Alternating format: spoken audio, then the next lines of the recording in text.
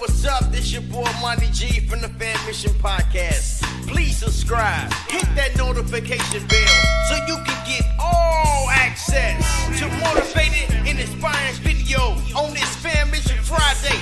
Every Friday, let's get to the podcast. Yo, what's up? This your boy Monty G from the Fammission Podcast, and today we got a special guest, and we got another one. Y'all already know Muff, man, so we ain't gonna hold you up. But we got a super special guest, man. So I ain't gonna hold y'all up, and I'm gonna bring them into the party and see what's going on. Yeah, what's going on, Muff T? Man, what's the word? What's the word, brother? Man, you know I'm chilling. What's up, Calvin? What's happening? Oh man, hey man, it's a big blessing to have you on the podcast. We've been talking about this for a very long time. And like I said before, man, welcome home, man. You've been home for a little minute though. But what I want to know is, what do y'all have in store? Because since y'all reunited, like what y'all got going on? I know y'all was working out. Y'all did the workout and I was following the page, but what y'all got going on the side? You want to start something? So outside of that, you know what I'm saying? This is first and foremost, I want to let the world know, man, this is the dynamic duo right here. You know what I'm saying? But now we got a lot of things going on, a lot of things in store. A lot of things in store, you know what I'm saying? One of the things that I want to let the world know is like, shit, we got a podcast called the Calvin Lamont Podcast that's coming soon. Okay. Yeah, that's what we got going on, man. Okay. A lot of entrepreneurial things going on, you know? Yes, indeed. Yeah, I'm kind of under the weather right now. Y'all see me sweating like a slave. But my daughter, she went out of town and came back with some heebie-jeebies or something. And I'm like, I've been shaking and everything. But I said, man, we got to do this podcast. You know what I'm saying? Love the dedication. Yes, sure. Indeed. Thank you, son. Yeah. So, Calvin, man, I be following you on TikTok and I like what you got going on. But most important is, man, since you've been home, what have you noticed that was different? Everything is different. You know, society as a whole is different. The drugs that people are using are different. How they're affecting people are different. You know, what the community looks like is different. The lack of concern for the community is different. There's still a lot of opportunities, especially in Minnesota, but I see that a lot of people appear to have given up on life. You know, so it took a while to get accustomed to the level of pessimism that I seem to keep getting subjected to, if that makes sense. Okay. You know, Yeah. You know, and I wanted to ask you, man, you know, since you're in Minneapolis, man, and you know, everything different, and they got these little kids out there. Man, what do you have to say to the kids that's going down the wrong path? Well, first and foremost, I've been where you're going to end up going, and I became what you're attempting to be. And it's a life of destruction. And a lot of times, the people that glorify that lifestyle, they don't tell people that there's repercussions and consequences that comes with poor choices. And that, you know, people always talk about incarceration and, you know, losing your life and things like that. And those are probably the two worst. But you know, you can get shot and end up in amputee. You know, you can be paralyzed. You can, you know, use the wrong drugs and, you know, not have control of, you know, certain body parts and things like that, right? So the most important thing that I can pass down to the young generation is think before you act. You know, try to exercise foresight and think about your move, you know, many moves ahead. So something can look appetizing or appealing today, but if you take the time to think, you would see that in the long run, it wouldn't be a good choice for you. Prison is not good and it's only getting worse. death obviously is something that everybody should avoid. Yeah. You know what Yeah. I mean? Yeah. And you know, you got to be careful with the drugs that you're using. You got to be careful with alcoholism. You know, all the different things that can lead to the destruction of somebody's life. Yeah. So for the people that don't know, you've been gone for like 32 and a half. I'm put the half on it. Yes, sir. We ain't I gonna focus. always tell people don't shortchange my struggle, man. Yeah. So we ain't gonna focus on that. But what is your plans right now? Like you and your son, y'all reconnect. And I gotta say, man, why you look younger than Muff? Listen, okay, let me say this. First and foremost, let me give the credit to God. That's right. Secondly, let me give the credit to my mother because my mother also looks young. His grandmother, you know, can look like his mom.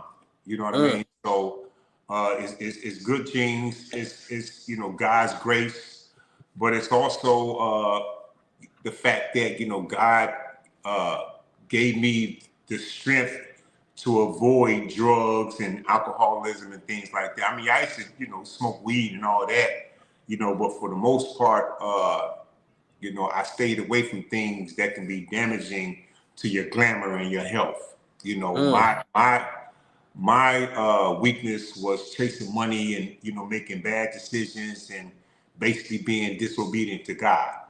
You know what I mean? But because of God's everlasting grace and mercy, he did not destroy me. I could have ended up like a lot of, you know, our peers ended up, but you know, again, through God's grace, I didn't. So first and foremost, all the glory goes to him. And then my mom is a beautiful mother. So, you know. Man, that's what's up. That's what's up. You know, and it's another question I like to ask people is man, how long you been running from God? You know, because a lot of people we know what we should do, but Yes, we sir. be running. Yes, sir. So that's a question for both of y'all. Okay, I'm gonna let my son answer first, and then I either piggyback off of him or you know add on something else. All right. For me, it was my whole life, man. You know what I'm saying? I just became so accustomed to doing, you know, just always handling things and doing things my way because that's all I knew. And even though I was told, you know, from like my grandmother and my dad, you know what I'm saying, to, you know, stop doing things your way and, you know, allow God, you know what I'm saying, to be there for you and to do those things, you know what I'm saying? All I knew was just do things for myself. It's all the way up until now. It's like I'm running to God. You know what I mean? Because it's like I've been doing things my way all my life, and I keep finding myself, you know, going backwards. You know what I mean? Or in certain situations. So now it's like if I can do things my way, why not just, you know, allow God to do what He do? That's right. That's right. All right. So what about you, Calvin? So parts of my answer is similar to my son's. So I've always had an authority problem. And when God was first introduced to my life, he was kind of forced upon me. And because of that, I just automatically rejected it because I don't, you know, I got an authority problem. And then I guess the second part would be once I was in a position to make decisions for myself and I consistently made the wrong choices, I wasn't man enough to hold myself accountable, so I blamed God. So it was my authority problem and my lack of accountability, and just the fact that I didn't have the knowledge and wisdom that I was blessed with. But one thing that I have learned since God delivered me from all the these questions. abysses and potholes and ditches that I put myself in because of bad decisions, I now know that God has a way of either allowing circumstances to happen or arranging circumstances to bring his elect to him. So God made it where I had no choice but to submit and be obedient, because there is no way that I could have gotten out of the belly of the beast, because I had a life sentence. Yes. I was heavily entrenched in gang activity and in the streets, and I had followed the path of destruction all the way to the end, and the system, was basically there to push me over. So, it's, for me, it was one of them situations where God was like, nope, that's one of my chosen ones. You know what I'm saying? Yeah. So he snatched me up, and he made it where, the only way I can get out of the situation that I was in was through him. And when he revealed himself to me, it was no going back for me. Yeah, that's what's up. Yeah, a lot of people been running. We've been running, like you said, all my life. So if you can talk to your 16-year-old self at the age you're at right now, what would you tell her?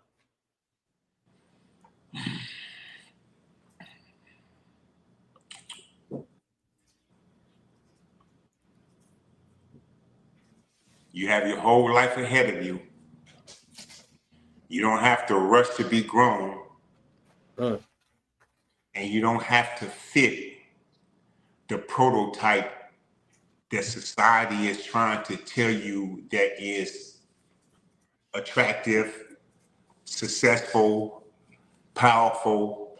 I think a large part of my life, when I was making poor decisions, was me having a strong desire to be somebody. You know what I mean? And it was based on society's description of what somebody was.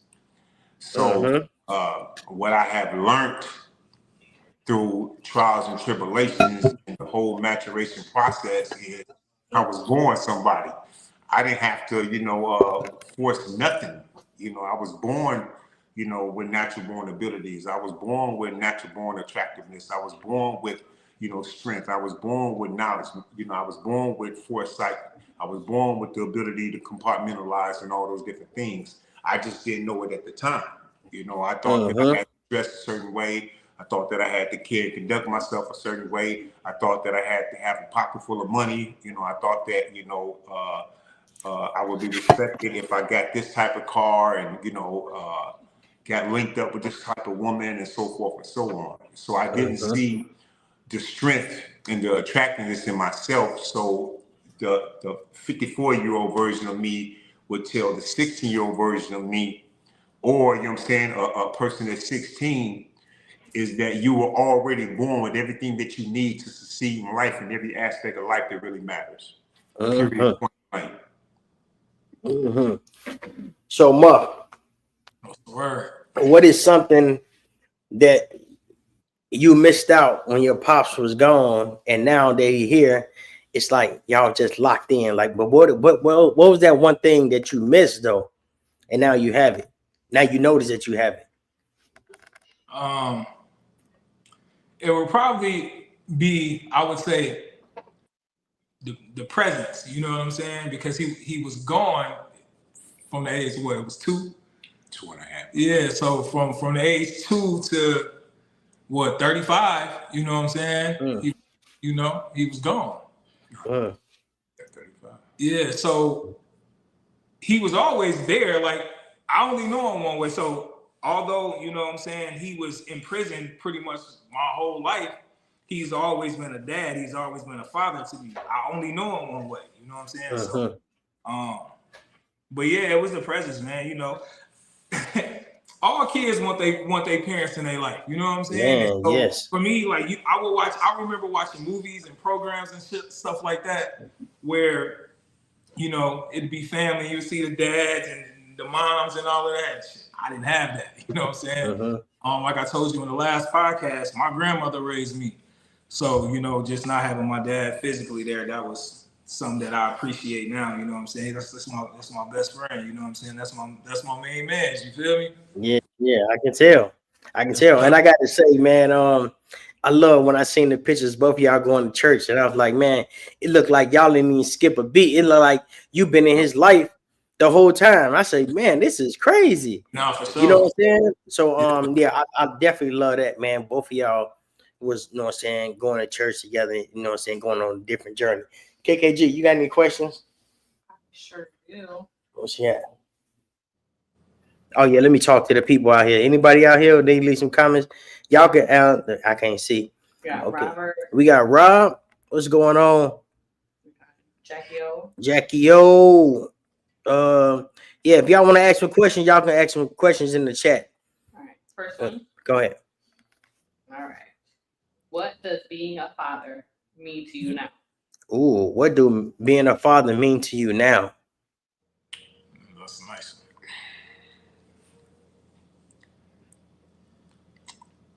Being in a position That's so nice. to guide, shape, mold the future me. What a lot of people, what I think a lot of people don't understand about having children is your parents are your past, you are your present, and your children are your future. So my goal as a parent is to take all those experiences that I have and attempt to instill in my son or my children the wisdom, the discipline, the persistency, the focus, and the confidence that they need to avoid making some of the mistakes that I wasn't able to avoid, and to elevate in life or surpass anything that I was able to do in life. You know? So I want to, I think the most important thing to me as a father is to assist my children into becoming, you know, a better person than me. You know what I mean? Yeah. Because it is for me.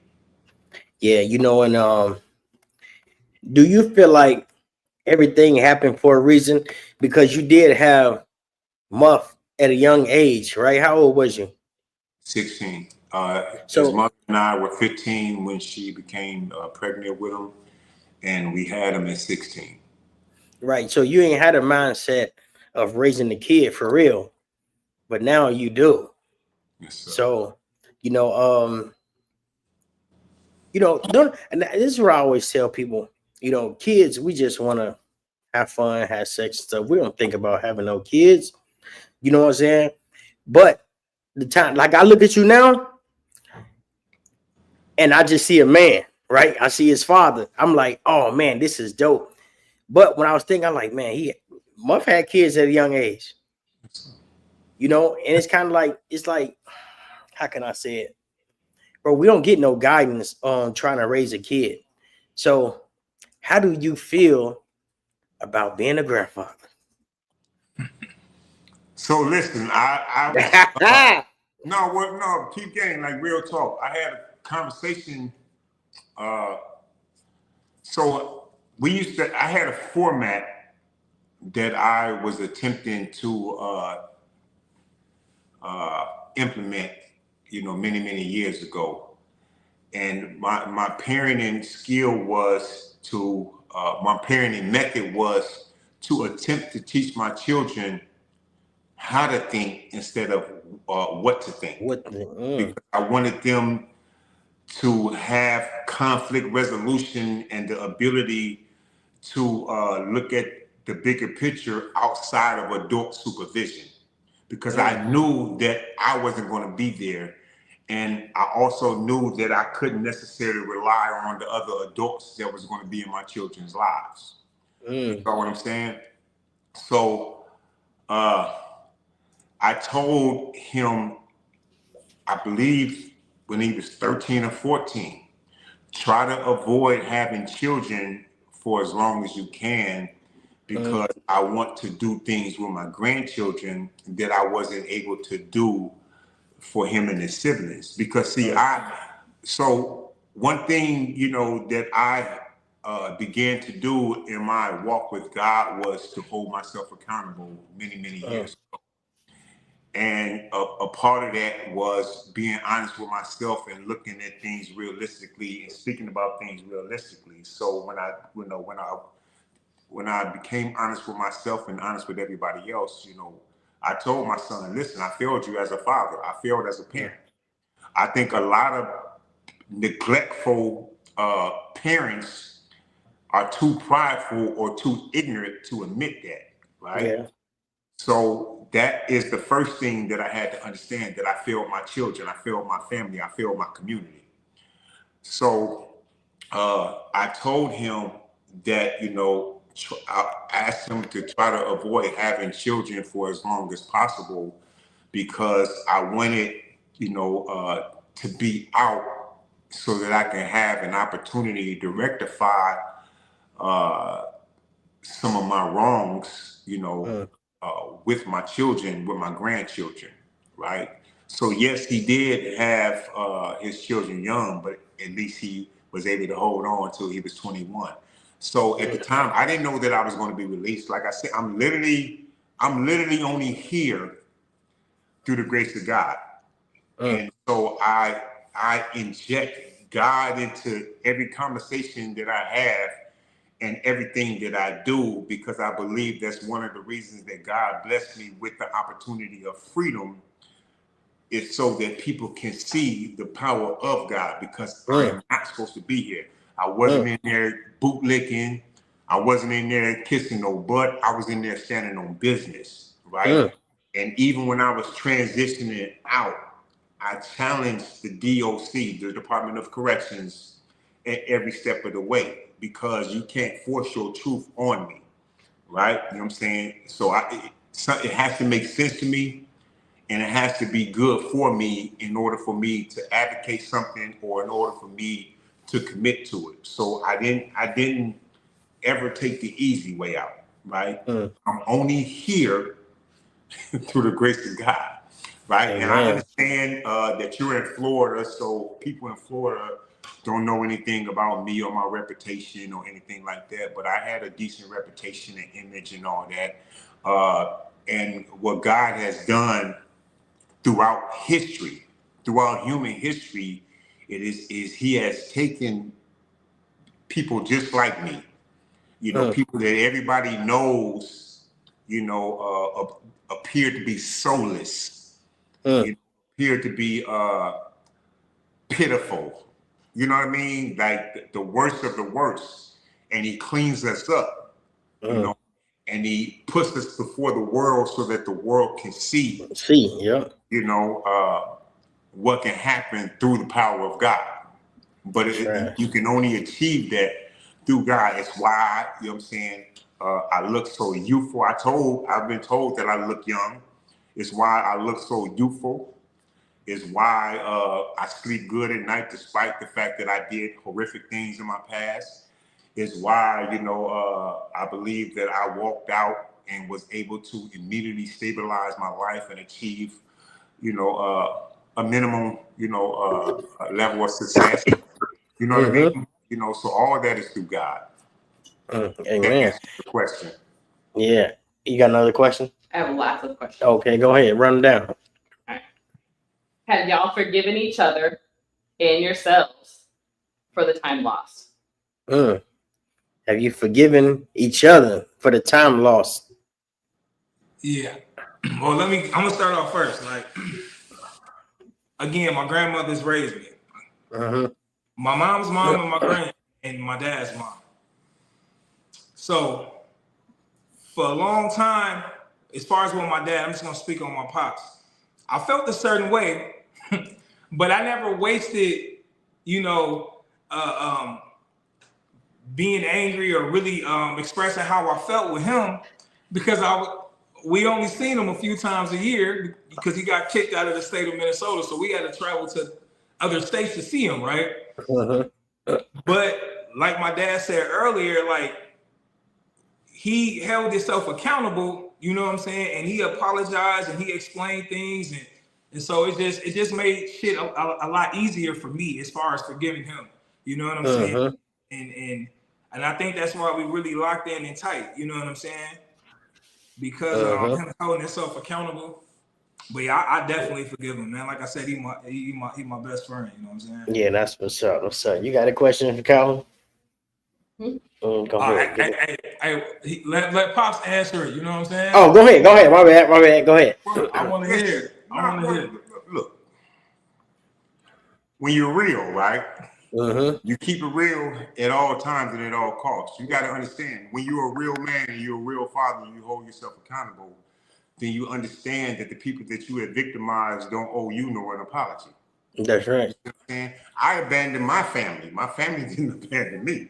Right. I'm the one that made poor choices that led to me forcibly being removed from my children's life, right? So whatever my children feel, do, or say as a result of my poor decisions, then it's not their fault. Do you see what I'm saying? So no, my son or any of my children don't owe me an apology. Apology has to come from me. Now, if they refuse to reconcile, that's their personal choice, right? You know what I'm saying? But even then, I can only do my part. I always encourage my children to take the high road. You do what you're supposed to do. You say what you're supposed to say, and all the pressure is on the other person now. It don't have nothing to do with you because you've held yourself accountable. You've done everything that you can do. I can't control what somebody else thinks, feels, or does, right? And even if I can, that's only a temporary, control that you can have over a situation or somebody's life, right? So I thought about it long and hard, and I know that my children or my mother, or any female, that I had a temporary relationship with, sometimes life, forces people to go in separate directions, right? And the only thing you can do is look at the choices that you have made, right? And see how those choices affected whatever situation you had or relationship you had with somebody else. And then you let that person deal with their demons. You know what I'm saying? So yeah. Hey, you got another question for Calvin? But before you get this question, I just be thinking, right? How did you feel when they called your name and said, "Pack it up"? Well, I mean, first and foremost, I already knew it was going to happen because I had to go. So in Minnesota, when I caught my life sentence, it was a mandatory 30 years before you even became eligible for parole. It didn't mean that you would get parole. It just means you will become eligible for parole after you did a mandatory 30 years. Right. Yeah, you So talk to the board. At 18, it was impossible for me to see 30 years in advance because I hadn't even been on the earth for 30 years. But what happens is they have what they call a step-down process where you transition from max to close. We got close custody in Minnesota. You got max custody, close custody, medium custody, and minimum custody, right? So with me, because I had got kicked out of the state of Minnesota, the first thing I had to do is I had to change and grow, when I was out of state. Now, at the time, I didn't even know they was releasing lifers in Minnesota, right? I changed because I just got tired of being a fool. You know what I'm saying? So, and because I knew it wasn't going anywhere for me. So, listen, people got to understand, when once the devil sinks his hooks in you, right? All the different things that you try to improve your life, it's only going to be temporary. You're never going to achieve any real joy, happiness, or success that way, right? You always going to find yourself right back at square one. And then you can strategize, you can try to maneuver, and things will appear to be good for a minute. And then you're right back in the same spot. Right? Yeah. True happiness, joy, and success is only sustainable when it comes from God. Period. Point blank. So I changed, for the better for myself, right? And then that led to me, being brought back to Minnesota. And then they said they wanted to have the opportunity to evaluate me in the Minnesota system because they saw the positive change with me. So first and foremost, this podcast, this session is not even long enough for me to tell the whole story because it's a whole bunch of stuff. As you know, my youngest son got killed. Right. Mm-hmm. I believe one of the reasons is God brought me back when he brought me back is so that I have the opportunity to spend time with my son because God knew that his time on this earth was going to be short. Right. So that's a part of the story too, but I'm going to leave that out right now. Right. Yeah. We going to.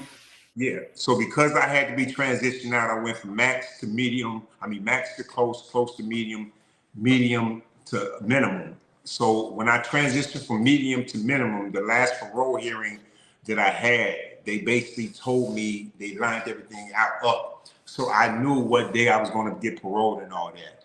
So it felt surreal. You know, it's really no way to describe it because I knew, but I didn't know what I was coming out here to. Do you see what I'm saying? So I didn't know how to feel about it. And because I'm such a control freak, I didn't want to get overly happy because I don't trust the system. I didn't trust the system then, and I don't trust the system now. And I kept thinking that it was going to get snatched away from me. Right? Something was going to happen, you know what I'm saying, before I could walk out that door. And I just thought that, you know what I'm saying, that, you know, I didn't know for sure, right? I knew I had did everything that I could do, but when you're in prison, you literally living with hundreds, or depending on what prison system you're in, thousands of other people, right? So, you know what I'm saying, you can't control every circumstance, right? And then, you know, because I wasn't no poop butt or anything like that, obviously I'm not gonna let nobody do that to me, right? You know what I'm saying? So it was difficult. So I didn't know what to feel. I was ambivalent. You know what I'm saying? I felt good, but then, you know what I'm saying, I still felt anxious. I was still on guard. You know what I'm saying? I felt impatient. I felt excitement. You know what I mean? I felt a lot of different things. So it was so overwhelming that all I can do is just let the peace be still, be cool. You know what I'm saying? Because it was too much that I couldn't control. So I just stayed who I was, stayed in my lane, man. That's what's up. KKG, you got one? Yep. If you could go back and change one thing, would you? Or did this happen for a reason? Say if you can go back and you can change one thing, or you feel like this happened for a reason. Hey, I'm smiling because now you sound like my son. We literally had that type of conversation, right? So hey, do y'all remember that movie called The Butterfly Effect? Yeah. So listen, I even though we all kind of know that movie gave me the visual, right? And you remember in the movie, I'm saying he kept trying to go back in time to change something, right? And every time he would change one thing, it will alter other things, right? So in reality, there is no other, you know what I'm saying, route than the one that you took. Do you see what I'm saying? Because if you were to change if I would have changed one of those things in the past, everything would have changed. It possibly would have altered some stuff that, you know what I'm saying, that I didn't want altered. Do you see? Like I love my son, man. Look at my son. That's my pride and joy, man. Man, that's your twin, man. You know, if I would have lived a different life, if I wouldn't have been who I am, what you see before you might not be here. You see what I'm saying? It might look different. It might sound different. You know what I'm saying? And what you see right here is the real deal Holyfield. For sure. Okay, so let me ask you a question. Do you think prison hurted you or helped you? Listen, I've given all of that some thought, and I've actually, because I speak at the church from time to time, I told the church that in prison, you know, we clown people. You know, we used to joke and be like, man, look at that mob. He got saved by the penitentiary. What we saying is, I mean, he was a bum out there. You know what I'm saying? You know, he was homeless. Not to poo-poo on the homeless, not like that. But when we say homeless, is just, you know what I'm saying, somebody that was less than a man, somebody, you know what I'm saying, that wasn't getting to the bag. Because, you know, when you're in the streets, you have a whole different mentality. Right? You're not thinking about no community. You're not thinking about the family. You're not thinking about none of those things, right? So a lot of us in prison had a messed up mindset, and we used to joke about certain things. And there's a certain level of classism in prison as well. It's not just, in society. Prison is the microcosm of society, right? So we used to clown people for, being saved by the penitentiary, meaning that, when you was on the streets, you wasn't eating. Now you're in the joint, you got 3 hots in the cotton, you happy. You know what I'm saying? This was, this wasn't a punishment for you. This was a blessing and whatnot, right? And little did I know at that time, because I wasn't God conscious at that time, that I was saved. Man, listen, if I wouldn't have went to the penitentiary, when I went to the penitentiary, I would not be here. You cannot dish out hurt, pain, and violence to the world and not think it's going to be reciprocated. Do you see what I'm saying? So because I was doing a lot of stuff that I didn't have no business doing, there's no doubt in my mind now that I know how life works, how God works, that I wouldn't be here right now. You know what I'm saying? Somebody would have took me out the box because I was serious out there. So somebody would have took me out the box either for retaliation or, to preserve their own life. Whatever the case may be, you can't hurt people and expect not to be hurt. Life just doesn't work like that. And I was hurting a lot of people, including my family, right? You know what I'm saying? So I had to be removed from my family. Like I said, all the Department of Correction or the penal system, whatever you call it, wherever you at, all they were was the vessel that God used to remove me out of my children's life because I was not a role model. I was not a positive role model. To remove me out of society because I wasn't contributing anything positive to society.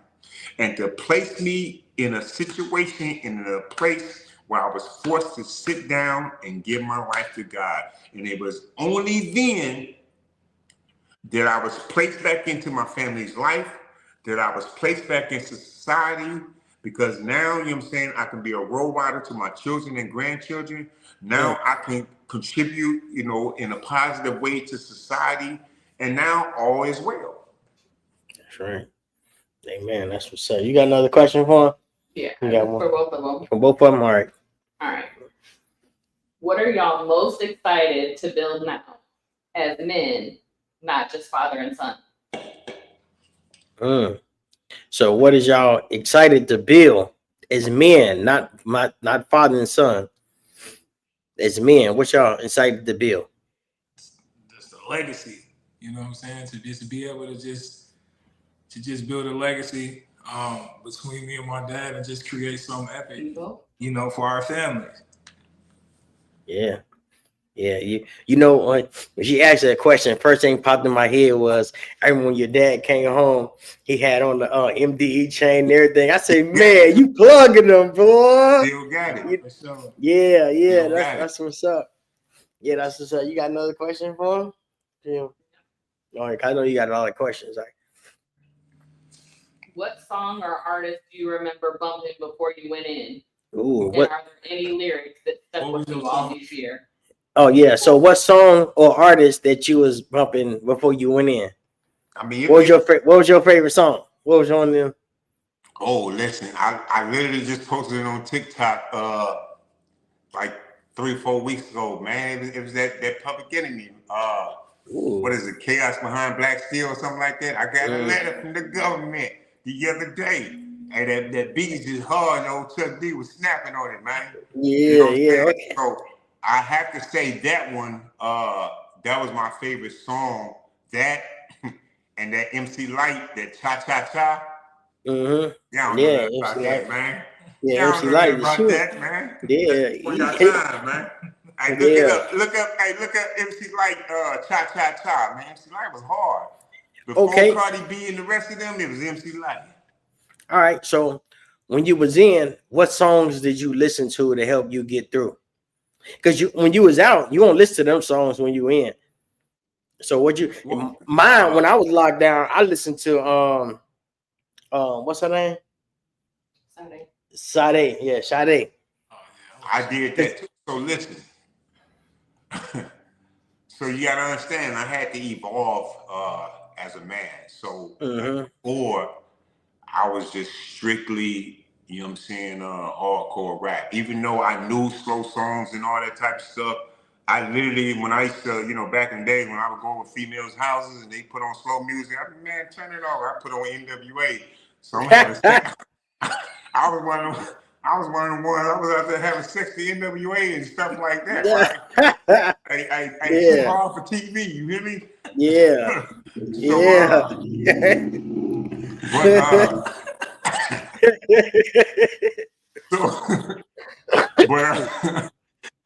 No.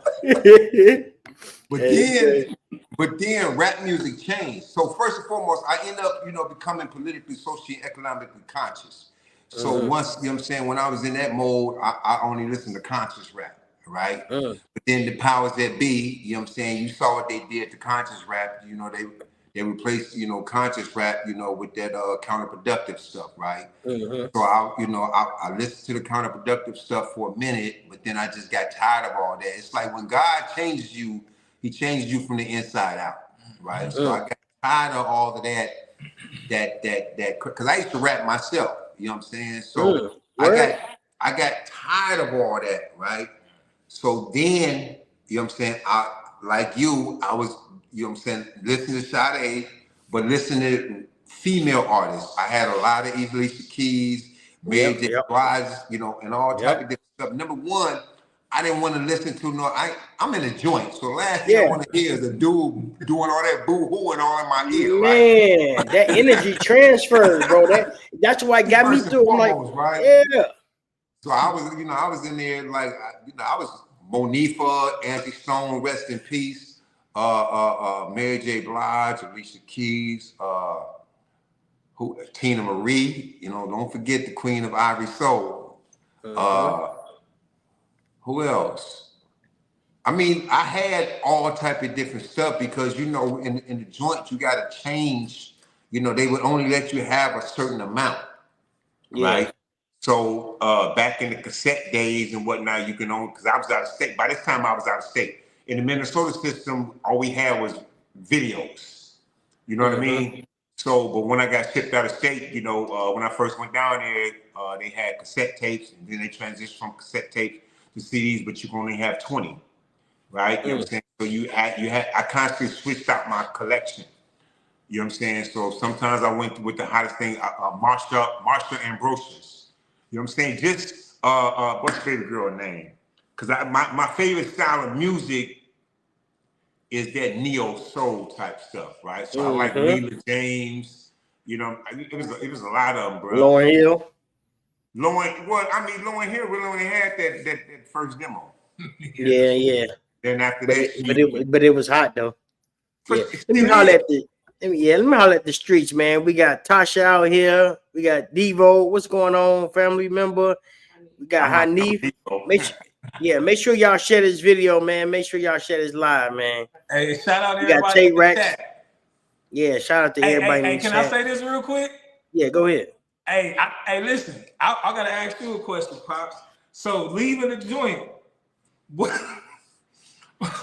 what is something that you left with from the joint that you wanted to just, if a souvenir was a thing, what is something that you still got from the joint that you Oh, you already know. Listen, man. I only came home with my photo album and my prison tablet. Period. I spend too much money on that music, man. I wish I would throw that thing away, man. I spend too much money because in the joint I don't remember the exact amount because I'm literally, mentally free. You know what I'm saying? A whole lot of stuff, that I haven't forgotten. You know what I'm saying? I'm tapped into some of my comrades and whatnot, but as far as the day-to-day function of the penitentiary, no, once I was released, It was I gone. left all that behind, and I only bring it up because it's a part of my testimony. Like I said, you know, I just want to know. I always want people to know what God did for me, right? And then they can take that and do whatever they're gonna do with it. But I only came home with my photo album. I gave it to my son and my prison tablet. It's in my car right now. I ain't plugged it up in a while. But see, no, real talk. It's not just the music. So, you know what I'm saying? I'm gonna try not to get too emotional, but I got videos of my dead son on there, man.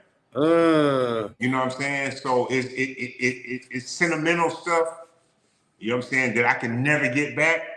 You know what I'm talking about? Yeah. And then there's music that I spent too much money on. You got and the joint up here, man, we make 25 cents an hour or 50 cents an hour. You know what I'm saying? And we paying like $1 a song, $2 a song. Yeah. You know what I'm saying? I got over 1,000-something songs. Well, that's too much money to be throwing away, man. Yeah, that's crazy, man. Rest in peace, Lonzo, man. I was thinking, like, you know, you said you was 3 years old when he got locked up. He was 2? Yeah, 2.5 years old, right? So then Lonzo younger than you. Listen. So remember earlier when I was answering one of the questions, and I said that you know, it's more to the story. So Zoe was literally born on the same night that I took the victim's life that led me to go into prison. Right? So a part of me believes that, you know what I'm saying, that's one of the ways that I was held accountable for my sins. You know what I'm saying? I don't know for sure. And I said it like that because, I mean, people say karma, but karma is not mentioned in the Bible. The term karma comes from other belief systems and whatnot. Right? You see what I'm saying? So if you want to replace, you know, sins with karma, you know what I'm saying, you know, that might have been my karma. That might have been my family's karma. I took, you know, somebody else's family member, you know, by way of gun, and my son's, you know, was taken from us by way of gun. And it just so happened to be the same son that was born on the night, you know what I'm saying, that I took somebody else's life. And it's crazy because Zoe was my, listen, both of them are my twins, but it's weird because Zoe had my temperament, right? You know what I'm saying? And then, like, my oldest son, he's like my twin. He got my name. Like, I used to be the Mighty Muffti. He just took it. So the street, I didn't name him that, just so y'all know. When the streets named him that once I left, right? He was Little Muffti. And then once he became like 13 or 14, he was just so grown, he took a little off of it. And he just became Muffti. And he just told me, I'm Muffti, you ain't Muffti. So I'm like, all right. That's why when you said Calvin at the beginning, I'm like, all right. You know what I'm saying? Yeah. I mean, but when I seen you in Minnesota, I called you Muff.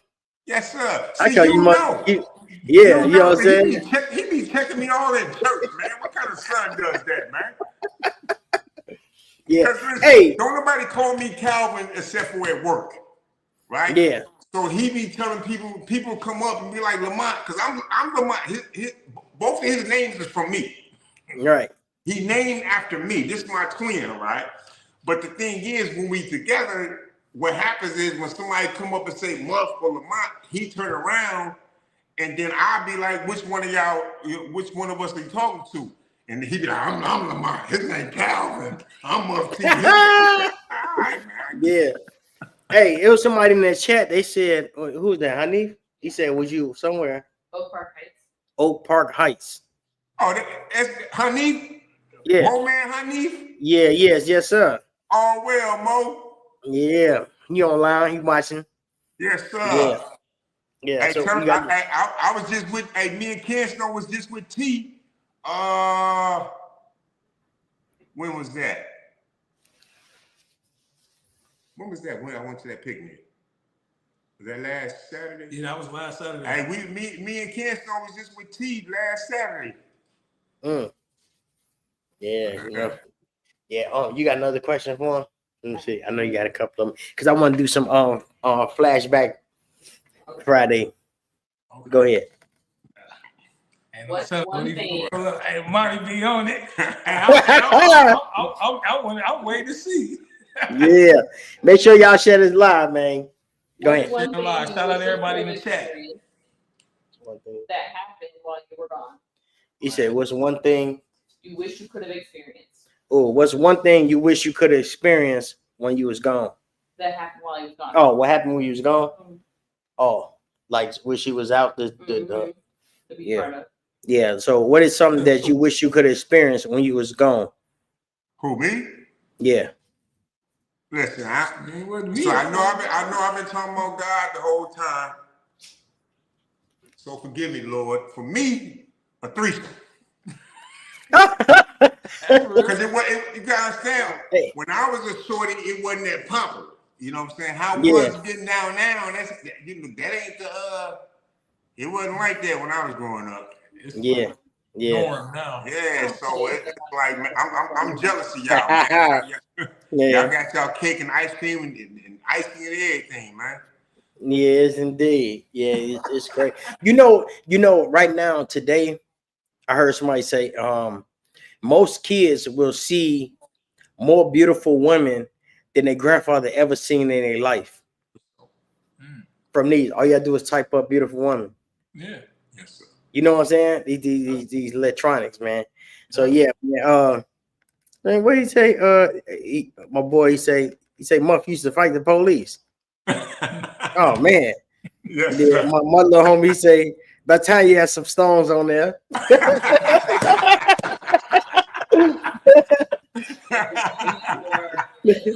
we had a question for Lil Muff. Let's go. Okay.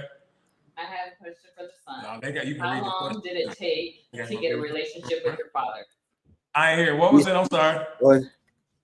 How long did it take to get a relationship with your father? How long did it take to get a relationship with your father? Okay, so he was always active through a phone and through visits, right? Mm-hmm. But for me, he always been instilling things, you know what I'm saying, through ever. But when he got shipped back to Minnesota in 2015, that's when we got a lot. That's when it was like this, bro. You know what I'm saying? Like we was able to build and establish. It was different too because I'm an adult now. I don't need my grandmother to go see my dad or to have a relationship with him. You know what I'm saying? I'm able to drive to the prison myself now, pull up on him every weekend. You know what I'm saying? And we just built. I don't know. Like I know there's other people that got relationships with their fathers or their parents, but like the relationship that I got with my pops, that shit different. You know what I'm saying? Like I don't know. It's just it's an amazing feeling. Like I can shed. I'm not, but I can shed tears of joy because, and money since I met you, we over 10 years. We've been knowing over 10 years. I've always talked about my dad. I've always talked about like, man, I can't wait for the moment. You know what I'm saying? That I'll be able to to experience what, you know what I'm saying, what y'all see now, you know what I'm saying? So yeah, it's dope, man. For sure. I haven't seen you smile this hard since you've been home. No, you know what I'm saying? Yeah. Yes, dang, that's crazy. You got another question before I get off into these? I like the question. I like that question. Yeah. Yes. What's something you've both learned about manhood the hard way? What's something you both learned about manhood the hard way? You can go ahead first, Bob. I like that question. KKG got some nice questions, man. Oh yeah, I ain't got my I do got my glasses. But yeah, it would be accountability. You'll hear that come from me a lot. Yeah. Like, the only time, I only deviated from my square, and I'm Holy Spirit has literally convicted me since I said the whole threesome answer and whatnot. But I'm transparent and honest, so that is one of the things that I feel like I missed out on and whatnot, right? Yeah. But I would say accountability. And if you understand accountability, it describes manhood, or being a man to a T, because it leads to, being responsible. It leads to being a leader. It leads to being a provider or protector. It leads to, being a father. It leads to being disciplined. It leads to, being a person of integrity and all those different things. Because if you understand accountability and you're willing to hold yourself accountable, you always leave yourself room for growth. That's right. That's right. Yeah. And I like that. For me, is if I gotta be honest, is I was one that I felt that I needed to seek validation from my loved ones. Mm-hmm. You know what I'm saying? And I realized like I don't need to seek validation from anyone, myself. You know what I'm saying? Like, yeah. So yeah, that's what's up.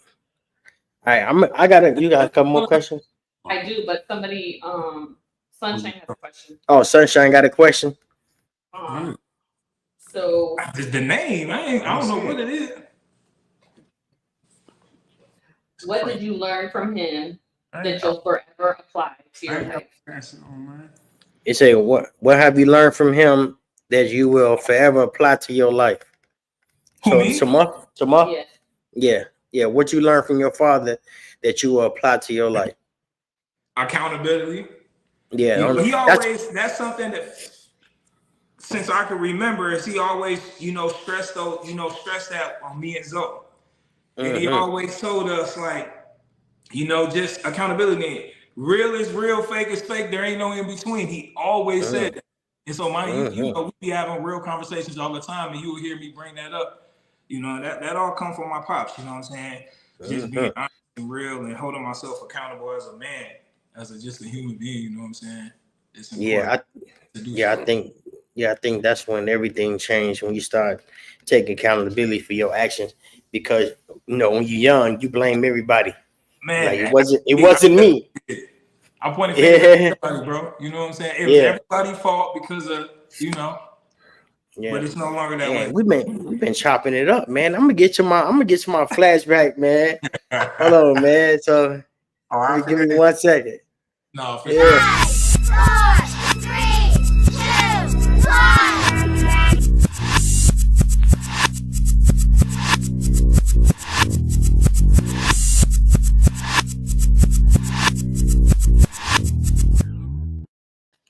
What's the first thing popping in your head when you see this picture? How you get that? What's the first thing popping in your head when you see that? I don't know. It could be Facebook. It could be anything. Where's that? That was in Anamosa. Oh yeah, because Joe didn't come in Fort Madison, huh? Yeah, it's in the Anamosa State Penitentiary in Iowa. Yeah. Okay. I remember that. You remember that? All right. So I'm gonna pop up some pictures, and y'all let me know like how you feel or what's the first thing popping in your head. All right. Oh, that's Oak Park. That's Oak Park Heights. I remember that. That's me and Zoe. R.I.P. to my brother Zoe, man. That's Zoe right there, Lil Zoe. Yeah, that's me and Zoe. That's my baby that's boy. That's early 90s right there, bro. Yeah, that's early 90s. Hey, I say that's probably like 92, 93. That's when their mom was still bringing them up and everything. Yeah, but that's like 93. I came over with your grandma that time. Yeah, that's like 93. Hey, can I tell you something though? This is real talk. As a father, like those outfits that they wearing, I bought that. I know. I'm gonna say, what is that? Is that Calvin? I don't know. What I used to do is I know I had some Air Forces on. Oh no, you had them black and white dope bands on. Okay. And then Zoe had the blue and white ones. Yeah. No, what I used to do is I used to send money home to my OG every time I got paid. And I used to tell her to buy them name brand. I believe I take credit for some of his fashion. It's swag. But I used to tell her buy them Nikes, buy them name brand stuff. Because my mom, you know what I'm saying, she would have been willing to go to Payless and Kmart. At the time we had Kmart, because she wanted to get more for less, right? But I wanted my children to get accustomed to wearing but this is to show you the unconscious state of mind that I was in, right? But I wanted them to wear name brand stuff because, you know, I believed in, you know, the lie that it was more valuable than anything else, right? So my strategy was get them accustomed to wearing that type of stuff. So when they got old enough to get it themselves, right, this is what they would strive for, right? And you would have to obviously make money to get those type of things. And I thought, you know, out of my ignorance, it'll lead to them, you know, getting good jobs and good education and all that type of stuff, right? But yeah, I felt good about being able to buy them things. You know? Because at that point I knew I had failed as a father, and I was already in the process of trying to make amends for that. And see, that's I have to. So listen, I have to give, obviously, you know, the praise to God for that. But what got me on that path of being a better, you know, father and provider, even though I was in prison, was the multitude, basically. You know what I'm saying? So yeah, I appreciate that. Yeah, I ain't gonna lie. Let me say this. I appreciate it, you know, because when we used to get stuff, you know, FUBU and all of that stuff, like my dad was sending those type of things, it was dope because we was fly. Like when FUBU and all of that, Fat Farming and anything that was popping back then, we was in it, right?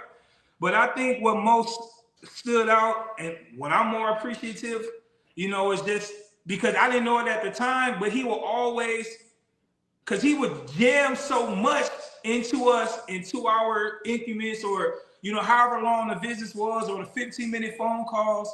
It was more so for me of, you know, things just, you know, him just putting all of this shit into me, you know what I'm saying, in this short period of time now, you know, and I still hold on to these things, and the things that, you know, he raised me up on, and things that, you know, he instilled into me, I do it with my kids now. You know what I'm saying? Yeah. So, sure. Yeah. Little Mark, he be G'd up. You know what I'm saying? Hey, I got a couple more pictures though. This one right here, this one kind of touched me. So, you know what I'm saying? And I know you did it, but I was like, this dope. Oh yes, sir. Yeah, for sure. I did that. I gave that to my dad for Christmas 2023, and me and my dad never had a picture of all of us together on the outside. We got prison pictures, me, him, Zoe, whatever, when we was kids, and when I used to go visit him and Zoe at prison at the same time, we got pictures. But we never got a chance to, you know, take a picture on the outs, you know what I'm saying, in the world, being out. And so that was one of the things that I wanted to do for him. So yeah, I put it together or whatever. That shit dope. Yeah, that was dope. When I seen it, I said, ooh. Listen, it's sitting on my one of my coffee tables right now in the crib. Man, I know. Man, that's what's up. Let me see. I got another one. That's definitely Anamosa for sure. Yes, sir. Yeah, I remember that. I remember that year and everything, man. I remember that. That was 2010. Yeah, that's the Anamosa State Penitentiary. That's 2010. I remember that. That's when you first. That was when you first met Joe. Yes, sir. Yeah. Yeah. Okay. Got a couple more. Okay. Oh, that's Oak Park. That's in That's when listen, that's literally when I first. So it's 2017. That's the story behind that. I came back to Minnesota in 2015. But unfortunately, I didn't. You know, I ended up doing something when I was in a medium facility that got me sent back to Oak Park, and that's right after I got out the hole. Yeah, he was in the hole for a year. Yeah, I had to do another year in the hole, man. For what Mo had said that I had a reputation for. Yes, sir. All right, let me see. I got a couple more. Yeah. But see. I remember that too. Hey, RP. Hey, listen, man. This was in 2000. Wasn't that in Nebraska? No, that was when I kind of been up here, but that was like when my grandma first moved back from Nebraska. That right there is 2002.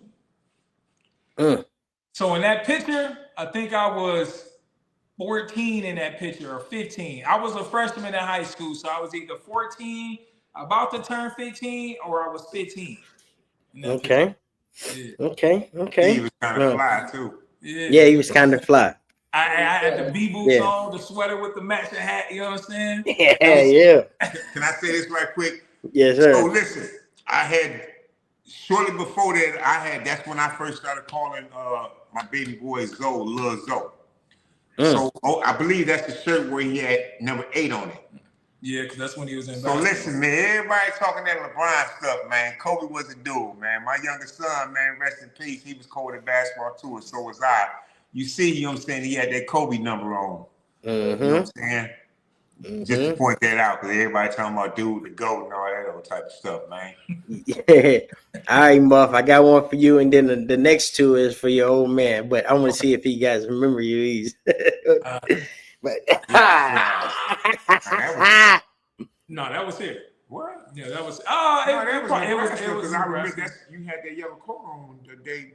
Because there's a picture of you and Tommy when you were in the yellow coat. Yeah. Oh yeah, that was Nebraska. Yeah, that was a damn man. That's crazy. I Well, remember that. Well, yeah, that's a school picture, though, right? Yeah, that's a school picture. Yeah.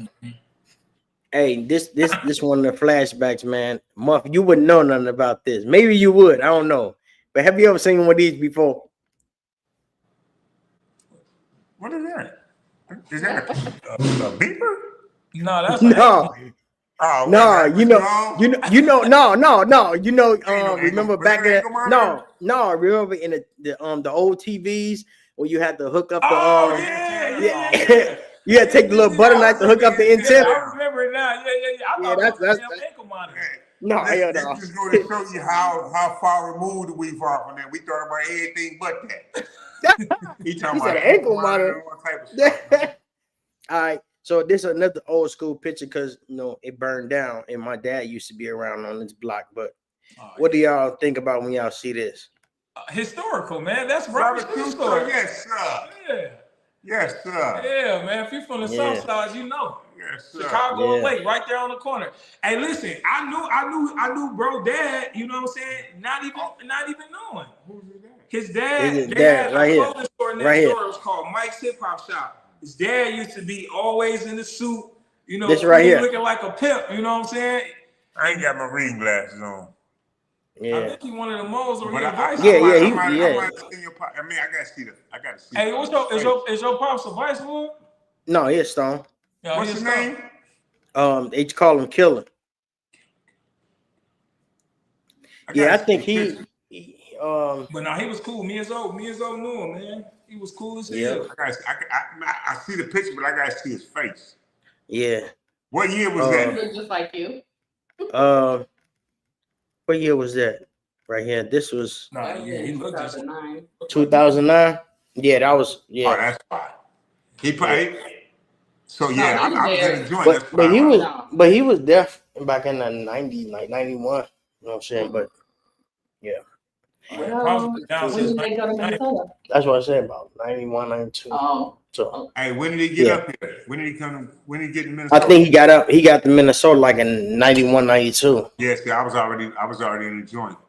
Yeah. You got any more questions for so we have a viewer question, him? Okay, we got a viewer question. and it's for Big Muff and Big- Money. Big Muff and Money? Me? Yeah. Oh, okay, go ahead. They want to know who is y'all barber? Who is my barber? I was That's where we on. That's where we Hey. on. Hey, you know what? Uh, Hey, so okay, and this is a real deal question. Do you use the razor or you use the magic shade? No magic shade, man. I almost burned my skin off trying to use that magic shade. Man, me too. That magic shade stink. And you should use your ID and try to I did pull my whole. Yeah. I tried it one time. I was out of state in the hole, and so how they had it down. I spent a lot of time in the hole, but how they had it down there, you had to do everything in the 10-minute shower, and they really didn't give you 10 minutes. You just had enough time to shower. When they took the cuffs off you in the shower, and they went and got the next person from his cell, and when they put that person in the shower, they were coming back to get you. So they saved 10 minutes, but it really wasn't 20 minutes. You got to shower and shave in that amount of time, and it just really wasn't enough time. So I tried to get some Magic Shave from Canteen. Man, I put that stuff on my head, and first of all, it didn't get all the hair off. Right. Secondly, Sure didn't. it was burning. Third, it had you stinking like a Lincoln all in your tail. Man, it's a stink. You know what I'm saying? So now I've always just used a razor or beard trimmers or something like that. But preferably razors because I can get it done faster and it's a cleaner shave.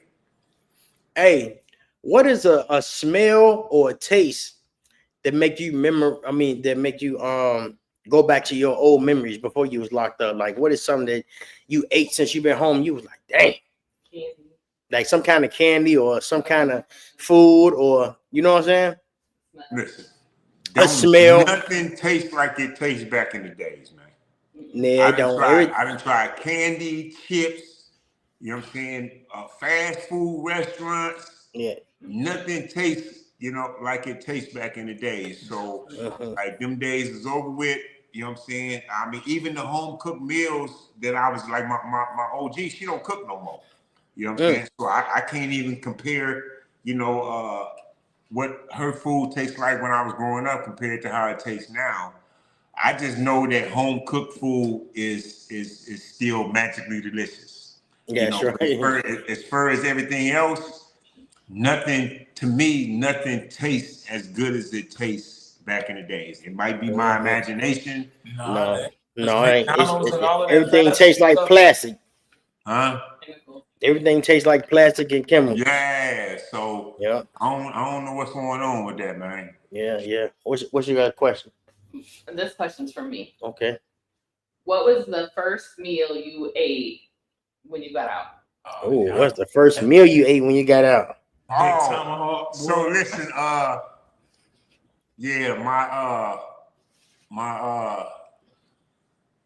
the woman I was with at that time, she was a chef. So, she old school woman, you know what I'm saying? If you ain't got an old school woman, man, get your old school woman, man. Old school woman, you know what I'm saying?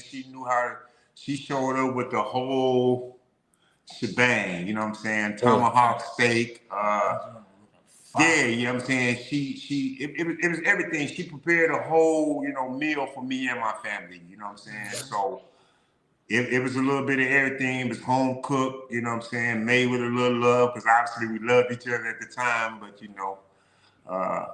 yeah, all I remember is the steak. I don't remember none of the side dishes or anything like that. But that didn't matter. Well, I mean, I know. You know how it is with men, you know what I'm saying? It's always going to be steak, you know what I'm saying? Because a steak is manly, it symbolizes success, you know what I'm saying? It's good, you know what I'm saying? So it had to be a steak. I wasn't finna come out here and eat no Jello or no pudding or nothing like that. Yeah. Okay, so how do you like your steak? Well done or medium? Or medium. Medium. No, I made the mistake. Hey, listen, man. Growing up, watching TV, because I come from the era, when black people didn't have no money, right? Right. So growing up, watching TV, I always saw people, every time they was at a restaurant, they ordered the steak medium rare. Yeah. Right? So by the time, I don't know how old I was, my OG took me to a restaurant, and we had steak, and I ordered medium rare because that's what I saw on TV. Man, them people brought that thing, and I'm like, it ain't even done.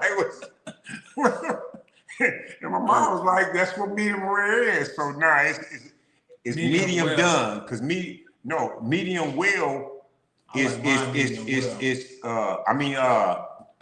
what's the other term? You got, because you got one that they overcook it. That's well done. Okay, so that's I don't well like done. that. So mine's like medium. Yeah. I like mine medium well. I like it with the blood and all that. Hell no, that's Hey, yeah. Hey, listen, I always got mine well done, but when I experience like the one, is it medium well? The one, it's medium. When I experienced that, I said, man, it was different. Well. I know. Everybody all my be like, life it was well, it was well, but yeah, like I don't want to see no pink. Blood, though. but I don't want no, you know what I'm saying? Like, as long as it ain't blood, we good. Right. You know Yes, what I'm saying? indeed. Let me see. You got another question? I like that question for sure. Yeah. Okay, so talking about TV, Mm-hmm. do you remember watching Martin or Yeah. Living Ooh. Color? Ooh. What was your favorite TV show or movie from before you went in? What was your favorite TV show or movie before you went in? Well, all them things that you just said, them, yeah, I remember I did 32 and a half, so all of them came on after I was already in. So you gotta understand, when I was in the streets, I didn't watch no TV. Yeah, right. Okay. I was always in the streets. I used to smoke a gang of weed, and I was listen to a gang of All right, rap so music. answer this. So outside of the street stuff, what is something that you enjoy doing outside of the streets? You know what I'm saying? So, like, when you spend time with family, like, okay, at that time, you was on and off with my mom. So, like, share things, or like even when I was, because I was born before you went in. So, what are some things that you enjoy doing before, outside of the streets, before you went in? So listen, y'all want honesty, right? Uh-huh. So obviously I love spending time with my kids' mom. We used to have, I don't know if you call them dates or anything like that, but we used to spend a lot of time where it was just us. We used to literally play Monopoly, you know what I'm saying? Just her and I. We used to play, she taught me this card game, Speed, where she used to cheat all the time, right? We had fun with that. He used to be we'd sit him on the table, we'd be playing music. I used to smoke weed. She didn't really smoke weed or anything like that. We would just spend time together, just, card games and board games. And we used to go on walks and things like that when she was pregnant with him. So, like, when you talk about something romantic, it was that. But those are, the walks were kind of before, he was born, is when she was pregnant with him, right? The card games is after he was born, so yeah, I remember that. But everything else was kind of associated with the streets because I hit the streets to get money to do everything else. Do you understand? So, and I'm glad you brought that up because it made me remember, you know what I'm saying? Even though I'm the one who told you about it, right? It made me remember about some of those good times. And that was the type of stuff that I missed when I was in the joint. It wasn't doing the oochie coochie. It wasn't, and I'm obviously I'm watering it down because I'm a Christian and because of your podcast now, right? But it wasn't the sex. It wasn't, the partying and all that. I miss being able to have an intimate conversation or spend intimate time with the woman that I was with. And I'm not talking about sexual intimacy. I'm just talking about being in a position to say what I want to say without having to worry about a disciplinary report, without it being misconstrued or anything like that. Being comfortable, you know what I'm saying? Being comfortable in a familiar environment, you know what I'm saying? So I miss those type of things. And it wasn't anything specific other than the card games and board games. Okay. Yeah. Oh, Sunshine got a question. Sunshine. He said, what are some things that you enjoy as a family? What are some that you enjoy as a family right now? Hey, for me, I mean, it's everything for me, but to be honest, what I like is to being able to pick up sometimes I just pick up listen, man, I used to have to wait for him to call me because he was in prison all my life. So to be able to pick up my phone and be like, what you want, Pops? You know what I'm saying? Like that, it's the little stuff for me, bro. You know what I'm saying? You know what? And it's crazy, right? But y'all gonna understand it, but it's a blessing that you don't hear that lady coming on saying, you only have 1 minute. For sure, man. Man, that's it, man. I'm really, KKG, you got another question? I know we got a couple of them, right? You got a couple more? Oh, that was Sunshine. Yeah, we got a couple more questions, man. We gonna hold y'all up too hard. Okay. Too long. What are some of the hardest emotions you had to confront in this journey? What are some of the hardest emotions you had to confront in this journey? What journey? Just with Just life? Yeah, just life, you know what I'm saying, dealing, you know what I'm saying, how y'all grew up together, but you know, what was the hardest thing about it? Like, you know, emotionally. yeah, emotionally, right, pretty much. I don't know. I don't. Hopefully, this can answer your question for me, and I Pops can answer. But I think for me, it was going to prison and have to tell my dad that his son got killed. Yeah. Hey, listen, real talk, and I'm gonna be brief. I left from seeing my dad to meet up with my brother, from my brother leaving me and getting killed. When I seen my pops, he asked how my baby boy doing. We bragging, Zoe doing good, blah, blah, blah, woo, woo, woo. But my dad always said this before we left him. You know I love you, right? Yeah, Pops, you know what I'm saying, blah, blah. You know what I do if something happens to one of my kids.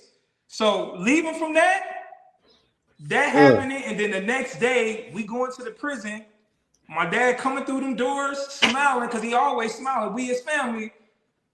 For me to have to tell him that, and then, man, that shit was hard. Because when Lonzo got killed, the first thing that popped in my head before anything was, how am I going to explain this to my dad? So that's what it is for me. What was it for you, Pops? Man, before you even answer that question, my answer was going to be vulnerability, right? So, like, to me, every other emotion is easy to deal with. You know what I'm saying? Anger is a secondary emotion, so you feel angry, you know what I'm saying, when you feel the need to defend yourself and whatnot, right? But at least you know, it's something you don't mind anger. You know what I mean? But that vulnerability part, that's the most difficult thing, that I've ever had to deal with, then and now, and probably in the future. You know what I mean? Because see, when you feel vulnerable, you feel helpless, right? It takes away, it briefly takes away whatever level of confidence, you know what I'm saying, you were feeling. It makes you feel less than, because in those brief moments that you feel vulnerable, you're not in control. You know what I mean?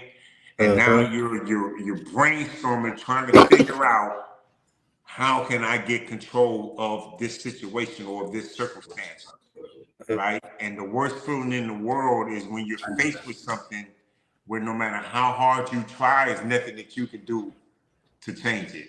There's nothing that you can do to control it.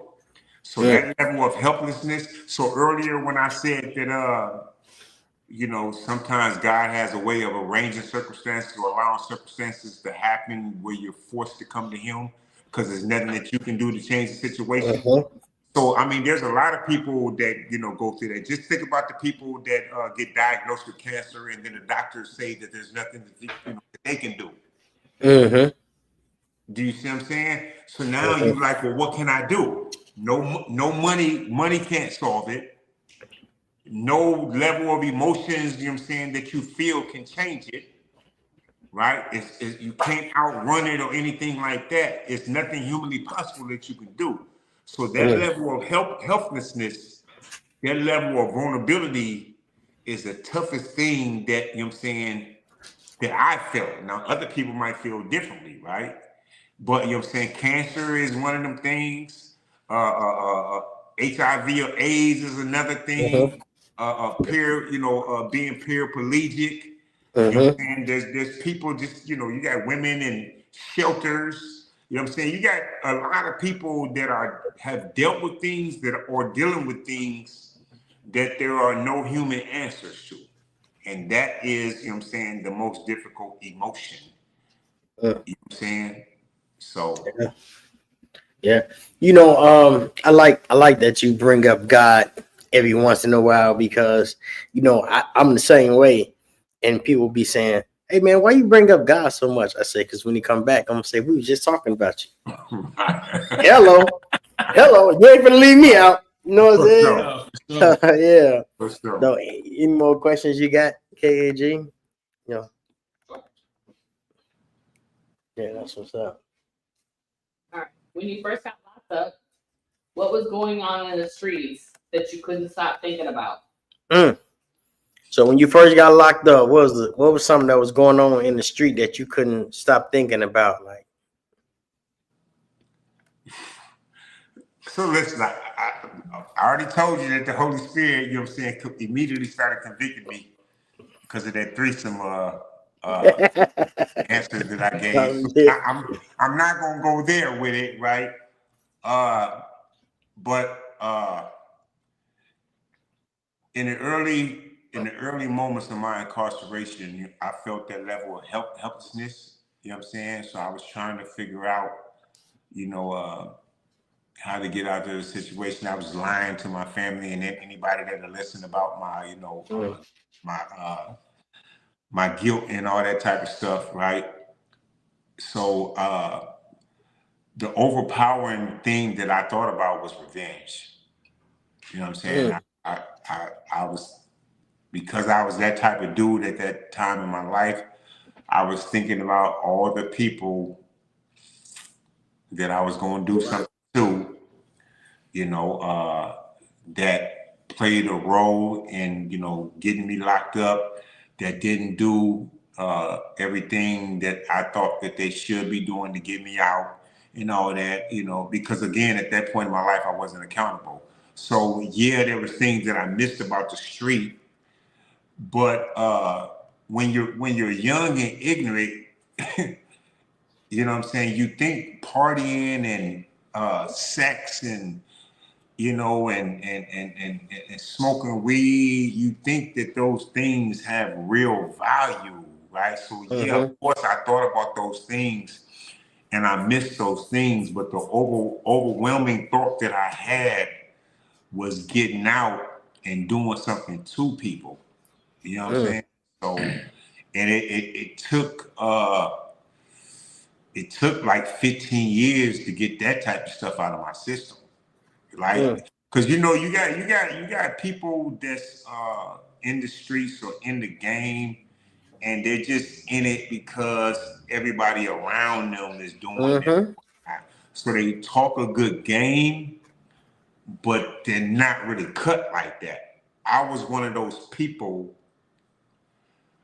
where I allowed Satan to reduce me to a primitive state, meaning that I was completely desensitized and I didn't care nothing about doing nothing to nobody, right?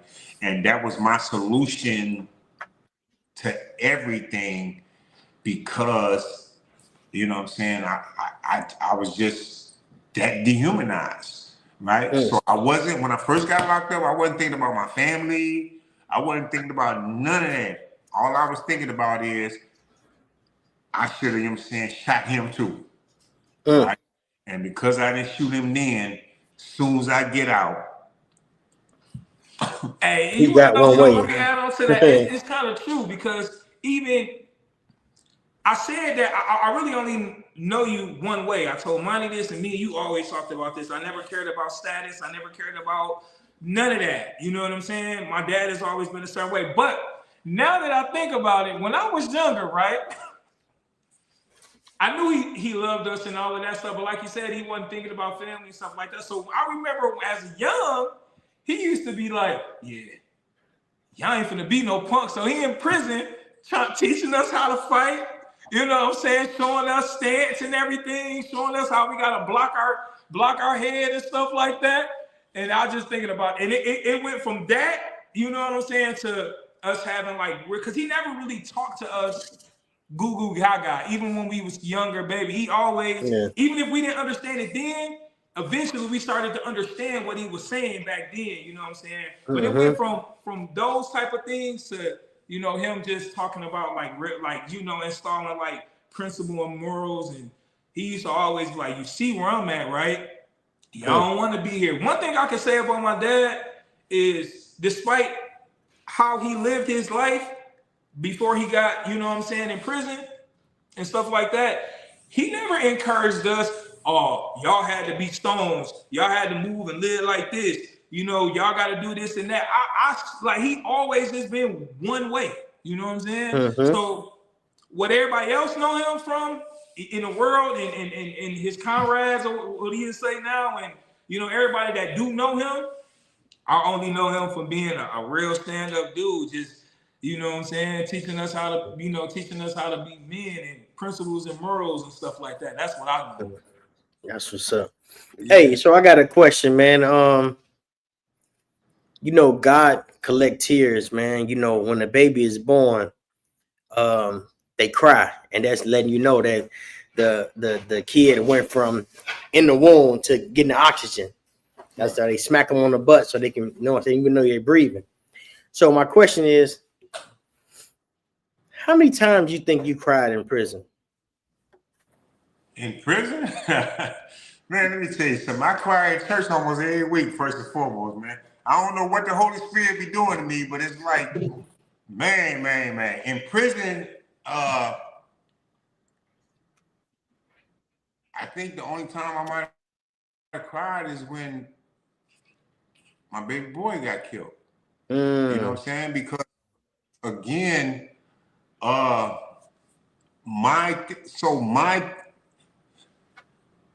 let me say this. I consider myself a deep thinker, right? So because this podcast is only a certain amount of time, I try to avoid like elaborate answers and whatnot, right? But because I thought a lot, right? So my previous answer is to elaborate on that. Me thinking about revenge and me staying in a state of anger and rage, which led to being desensitized, was a defense mechanism. It enabled me to do the time without emotion. Do you see what I'm saying? I didn't think about it that deeply while I was doing it, right? That's an understanding that I developed many years into the sentence. Do you see what I'm saying? So what was the question again, brother? How many I times said, you the cried? question was, Okay, so yeah, how many times? So I was so desensitized.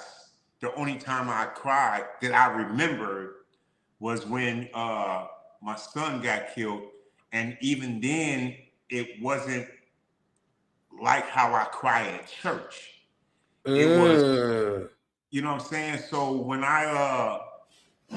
it's weird because when I went back to my cell, we was already on lockdown because the guard had just got killed, right? So I went back to the cell and I was just sitting there watching TV, and tears was coming down my face, but no sound, none of that, right? You know what I'm saying? Right. Because I was ambivalent. It was shock, anger, confusion. You know what I'm saying? I didn't know what to feel. I didn't know how to react. I'm stuck in the cell, right? And I just heard the worst news that I could possibly hear, and there's nothing I can do about it. And I'm just sitting there with tears. My soul was crying, but my body wasn't. Tears were coming down my face, but my soul was crying. I literally woke up 2 or 3 o'clock in the morning to use the bathroom crying, right? And that's how I found out that it's a big difference between a soul cry and a regular cry. So one time when my son got killed, but it was a soul cry. When I'm at church, the Holy Spirit keeps doing it to me. It can come from a song. Like the lead singer in our praise team, the woman can open her mouth, and I try to hold on to it. I'm sitting there. Throat hurting. Don't hurt feel like you got to choke. Yeah. You know what I'm saying? And Yeah. Hey, Mike, it's crazy, bro. Listen, Yeah. my tough ass, you know, I see it, but I don't cry. Listen to myself, you know, by myself, right? So when he get to cry, I'm over there like, now I gotta hold it in, like, man, what the hell going on? Because it But you know, but but at the same time, like I said, trying to hold it. I don't know. Listen, that's how I know it's the Holy Spirit. I'm not a crybaby. No, for sure. right. But I sit there and listen, even when I'm surprised I haven't done it during this podcast. No, for sure. When I think it was gonna come. Yeah, when I start talking about what God has done for me, bro, I'm telling you, it just does something to my spirit, and I just get overwhelmed with emotion. And bro, I'm 37. I've never seen my pops cry all the way up until I told him that with my brother, right? Outside of that, every cry is in church. Yeah. I don't understand. I be trying not to, man. Yeah. No, for But, sure. I'm yeah, so sick of them people seeing me crying. Listen, that's love. That's love. I'm married, so I really don't care what other females think. But I done had some of the sisters walk up to me, brother, I didn't even know you could talk, and you just over there crying. You know what I'm saying? Hey, so I got a question. I don't know what be wrong with me, man. So Okay. I heard this today. Okay, what you hear? So it said, like, my tears are many and my worship is loud because my wounds were deep. Do you believe in that? Yeah. For sure. Yeah. So, hey, have y'all been baptized? I have. Yeah, when I was a shorty. In 2016, me and my mom, we actually got baptized together. So you ain't been baptized since you been home? No, we're gonna do it as a family though. We talked about it. Man, that's what's up. We talked about it. No, I'm tripping. I'm talking about me and my kids. Yeah, my kids. Yeah, I mean, it's a beautiful thing because, you know, like you said, your wounds was deep. And man, when I got baptized, you know, I got baptized probably about, you know, back in the days, they used to trick us to get on the church bus with donuts and stuff. And I got baptized because we wanted donuts. But when I got older though, and I started living life, I got baptized, bro. And it felt like, man, like a weight just lifted off me, bro. Like it was crazy. You know, yeah, I cried and I was talking in tongues and everything. They was like, man, boy, you was talking in tongues. I'm like, man, I don't know what I was doing. I don't know what I was doing, but I know I was crying. I felt like I was holding it for years. Like I feel like, man, when they came from up under that water, man, I feel like the water was in my eyes, and I just cried, man. I cried, but that was the beautiful thing. That is real, man. Yeah, yes, sir. So, yeah, I ain't gonna hold y'all up, man. We did the hour power, a little extra 30 minutes. So, do y'all want to tell the people where they can find you at, or y'all got a website, or what y'all got coming up new? You know what I'm saying? Y'all podcast. What's the name of y'all podcast? So they can be on the lookout. Yeah, Calvin Lamont Podcast. Be on the lookout. The first episode dropping soon. Okay. And Calvin y'all got Lamont. A website? Y'all got a website they want to find you on? We got the YouTube, the Calvin Lamont Podcast. But as far as me, I'm on every platform, and it's the same. I am Muffti. That's IAMMUFFTI, all one word. You know just gangster me out of my demo, man. So, what's good? Nah, listen. I'm married. I'm a man of God. I work 2 jobs. I ain't really got time for all of that. I just post TikTok pictures / videos. But the podcast thing, because my son, because of his vision and because of his ingenious when it comes to all that, you know, I want to contribute and participate in that. But until he gets that to going and whatnot, you know what I'm saying, the only social media thing that I really do is post pictures on TikTok from time to time. Yeah, that's what's up. And you had your y'all starting y'all workout thing, you know what I'm saying? I was looking forward to that, man. And Muffin had his little cut off shirt on and everything. Yeah. I said, oh, okay, I see they doing their thing. You know? Yeah, that's what's up. Yes, indeed. Well, man, you know, I appreciate y'all coming on the podcast, showing some love, man. I love y'all for that, man. You know, appreciate you. Yeah, man. So yes, sir, man. But I appreciate it. I ain't gonna hold y'all too much. And y'all enjoy the rest of y'all night. For sure. You got anything else you want to say? You good? All right. So, man, y'all enjoy the rest of y'all night, man. And, man, much peace and love, man, and prosperity. Yes, sir. Yes, sir. All right, y'all. Yeah.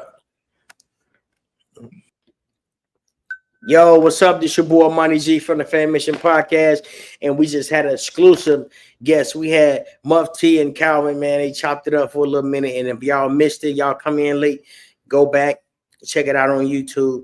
And this your boy Money G, and I'm out. Peace. I got the whole